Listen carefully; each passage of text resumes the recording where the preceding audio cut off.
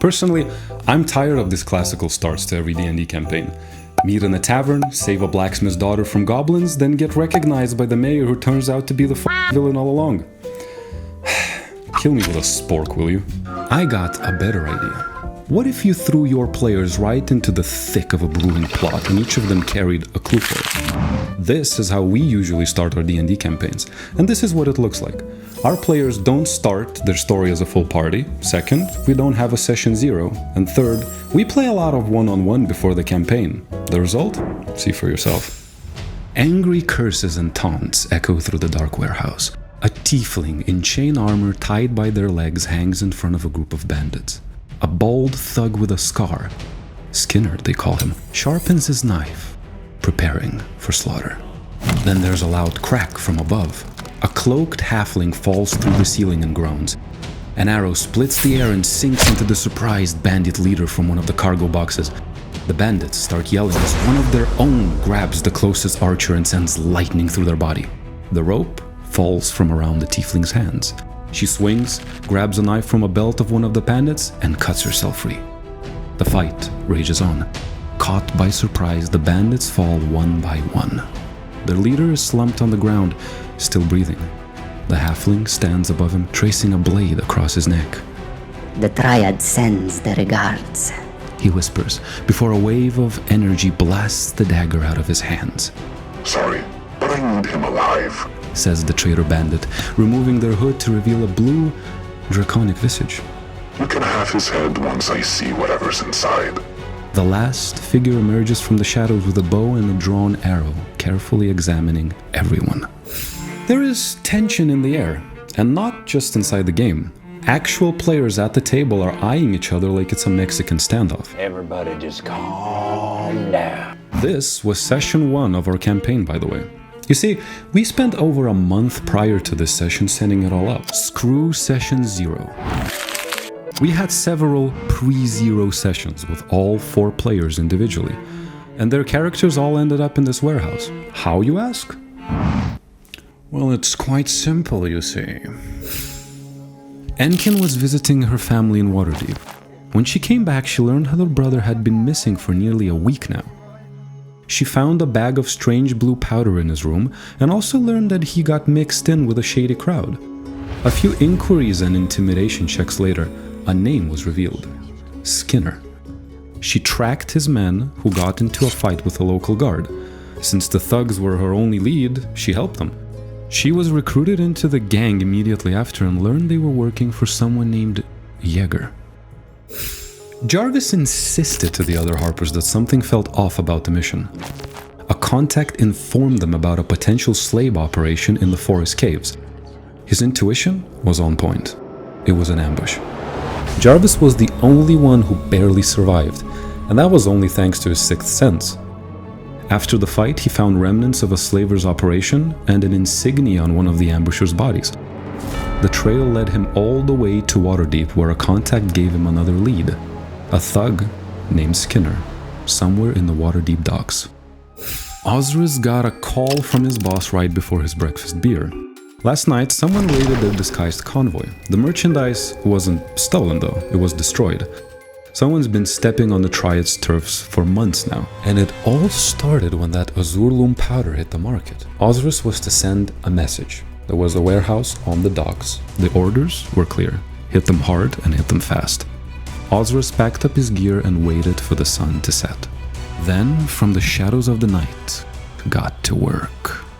Vashna was supposed to be happy. General's general store was debt-free for the first time in decades. Everyone in the family praised her uncle and his new management strategy, but it all smelled like bull. Besides a few new shady customers, the business was as slow as ever. The numbers in the ledger didn't add up, and she felt like she was being kept in the dark. She followed her uncle during his evening stroll one night into a nearby warehouse where she saw something very gruesome. Several chained and beaten humans, tieflings, dwarves, and a blue dragonborn were dragged into prison wagons. She snuck inside the warehouse where she found her uncle talking to a bald man with a scar. After an unsuccessful nat 1, she tripped over a few boxes and got caught. After being chained and hung upside down, her uncle told the thugs, I don't really care what you do. She was always a liability. and that's how our heroes ended up in the warehouse, one by one. We played one-on-one sessions with each player to set this all up. From the ambush in the caves to the individual investigations and talks with other NPCs, it was all there from the get-go. Now, why would you do that? You can just talk to your players and agree with them that this is what's happened. It's called backstory, you mongrel. What the f***? 2 reasons. First, why write when can play? Why waste time? Say lot word when few word do trick. Why sit frozen in front of an empty page where you can get 2 people avoiding awkward silence to do the heavy lifting? Think about that. Writing a backstory is basically exploring your character's past. Now, if you explore it by playing, then there's no need to write a tome's worth about why your character can't feel good about themselves without external validation from someone that ignores them or treats them like shit.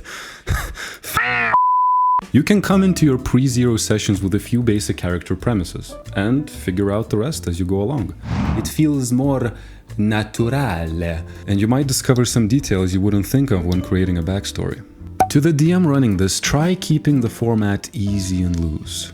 It is indeed what she proclaimed. That's what she said! Keep an open dialogue with your player as both of you explore their character's past. Some details make way more sense in the moment, some don't. Don't be afraid to retcon shit. Remember, it's not canon until everyone at the table hears it. Second reason to do this is simple.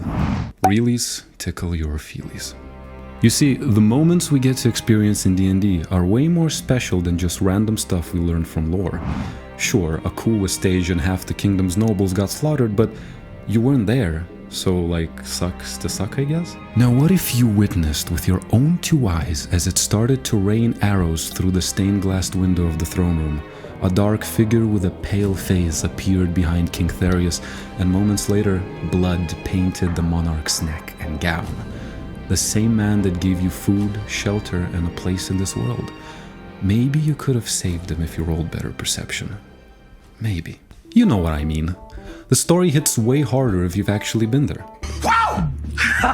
this kicks like a mule with his balls wrapped in duct tape! We get tied to characters. Our characters especially, because we live stories through them. And what's great about this one-on-one D&D setup is that it gives the player characters a place in the world before the campaign actually starts. Not just a theoretical place, a real, tangible place. Because here's what happens next in our campaign. As the players continue their Mexican standoff, they begin to ask each other questions. Reluctantly, at first, just to feel around. Until the human ranger, Jarvis, figures he's got nothing to lose and breaks the ice with a story about the ambush. One clue leads to another and the party starts to open up. For real this time. This talking took nearly 150 minutes. First session, by the way. So after their little chat, this is what our players figured out. Enkin the Dragonborn is looking for her lost twin who had a strange blue powder in his room. Vashna, the tiefling, has seen a blue dragonborn among the prisoners in the back of the warehouse hours ago. She also knows her uncle is selling some blue powder under the counter. Ozrus, the halfling, explains that the blue powder is an illegal magical substance known as azure bloom. Very few people know what it does, but it's popular among mages. Enkin mentions a name, Jaeger, and Ozrus goes pale but doesn't elaborate. Ooh, drama already? Ozrus rolls high investigation and finds a familiar signature on Skinner. It belongs to the Xanthar Syndicate, which is terrible news that, if got out, might start an open gang war on the streets of Waterdeep. Jarvis realizes that the blue powder and the slave operation he was tracking are deeply connected. The party met but a few hours ago, yet they suddenly have several common goals that lead them in the same direction. Not only are there personal reasons, but suddenly the balance of peace in the streets of Waterdeep are at stake. There are many ways the story can go now, but our players know exactly what to do and where to go. You see, we also played a few hours of each character's daily routine. They got to know their families, friends, interesting places, and even some NPCs in the city. Now that might sound excessive, and it's definitely not a must, but the players themselves feel a lot more comfortable around the table after experiencing all of this firsthand. Their characters are all city locals after all and should act like it. Instead of saying something like, Hey DM, do I know like a blacksmith around? they go, You say you need your armor fixed. I know a guy who owes me a favor.